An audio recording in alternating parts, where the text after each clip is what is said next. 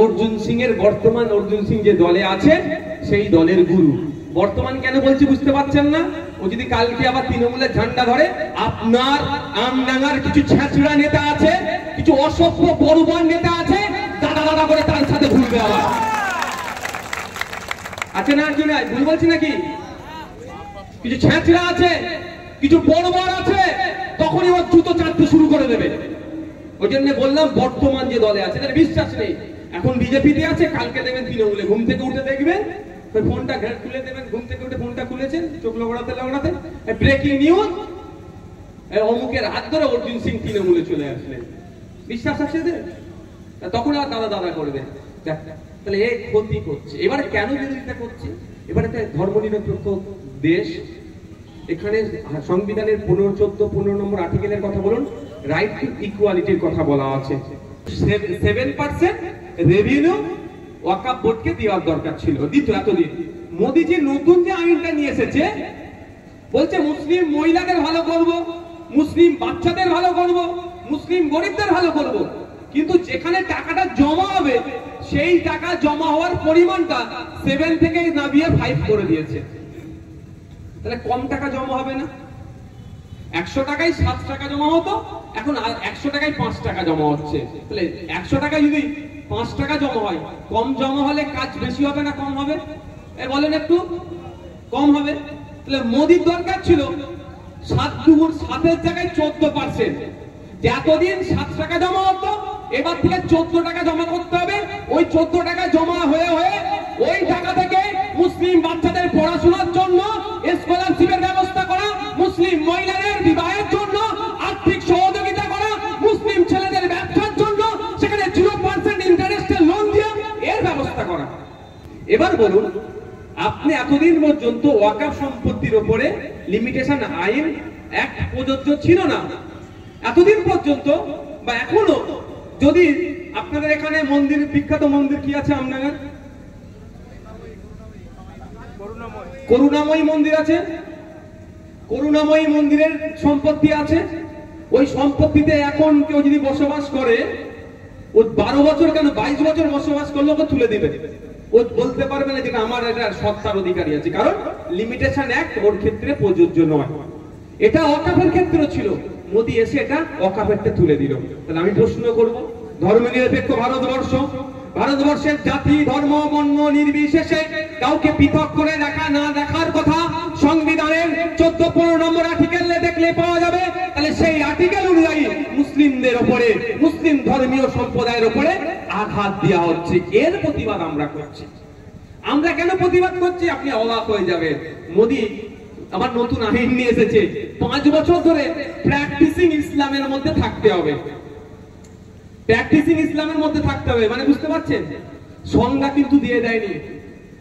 What is the definition of practising Islam? Practising Islam মানে বুঝতে পারছেন? যদি আমি সহজ বলি, অনুশীলনের ইসলাম। মানে আপাতমস্তক শুধু ওই বাপ মুসলমান ছিল, দাদু মুসলমান ছিল, বাপ মুসলমান, তার জন্য আমি মুসলমান হয়েছি, ওইটা নয়। 5 ওয়াক্ত নামাজ পড়তে হবে, 1 মাস রোজা রাখতে হবে, হক হালাল বেঁচে চলতে হবে, ফাও কথা বলা যাবে না, কোন অইসলামিক কাজ করা যাবে না, এক কথায়। এটাই তো প্র্যাকটিসিং ইসলাম। কিন্তু ইসলামে এই ধরনের প্র্যাকটিসিং নন প্র্যাকটিসিং ইসলামের কোনো ভেদাভেদ নাই।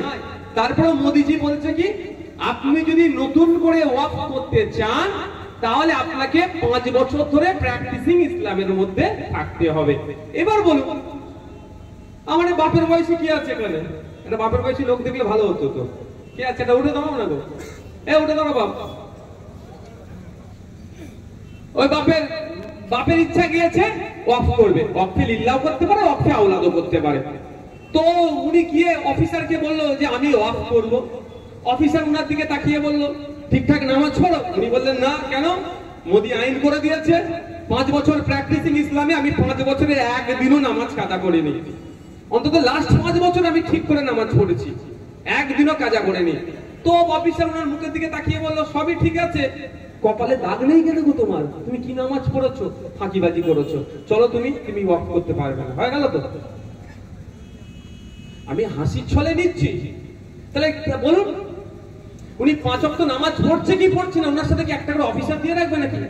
আমডাঙ্গা থানার বড় বাবু, আমডাঙ্গা থানার যিনি সব থেকে প্রভাবশালী মুসলমান মানুষ তার সাথে থাকবে, আমডাঙ্গা থানার ছোট বাবু তুলনামূলক যিনি একটু কম প্রভাবশালী তার সাথে থাকবে, আমডাঙ্গা থানার কনস্টেবল অন্য একটা মুসলমানের পাশে থাকবে।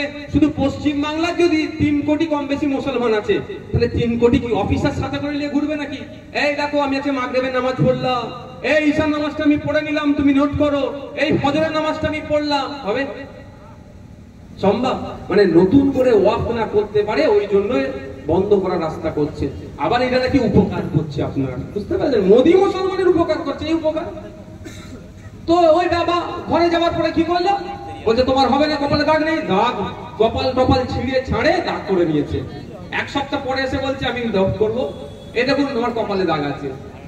অফিসার বললো ঠিক আছে কপালে দাগ আছে, একটা তো সিমটম বুঝতে পারছি। এবারে 29টা রোজা হয়েছে, তুমি তো 25টা রোজা রেখেছো, 4টে তো ছেড়ে দিয়েছিলে। 1 মাস রোজা রাখা খরচ, তুমি 4টে ছেড়েছো, তুমি তাহলে সম্পূর্ণরূপে তুমি ইসলাম প্র্যাকটিস করছো না, তুমি অফ করতে পারবে না। এবারে বাবা এই বাবা আমার 25টা রোজা রেখেছে কি 5টা রেখেছে না 29টা রেখেছে, উনি ছাড়া দ্বিতীয় কেউ, আল্লাহ ছাড়া কেউ বলতে পারবে ভাই? তাহলে ওনার রাস্তা বন্ধ হলো।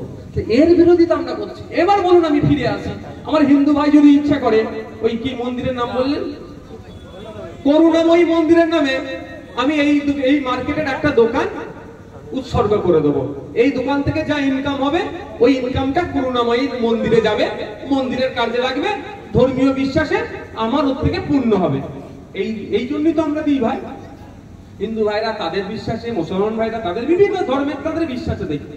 এবার বলুন তাহলে আমার হিন্দু ভাইয়ের জন্য কি আইন আছে? ওই ধরনের কি আইন আছে কিছু? আমার খ্রিস্টান ভাইয়ের জন্য কি ওই ধরনের কিছু আইন আছে? আমার শিখ ভাইয়ের জন্য কি ওই ধরনের কোনো আইন আছে? কোন ধর্মীয় মানুষের ক্ষেত্রে মুসলমান ছাড়া এই ধরনের তাকে প্রমাণপত্র দিতে হবে না যে তুমি ধর্মকে প্র্যাকটিস করছো। কিন্তু মুসলমানদের বিরুদ্ধে, এর বিরুদ্ধে আমরা তো কেন আমরা বিরোধিতা করছি ভাই, এটা মাথায় রাখতে হবে। আর অনেক কিছু আছে, সময় ভাই হয়ে এসেছে, আপনাদের বলবো এই নজর পড়েছে মোদির কোথায়?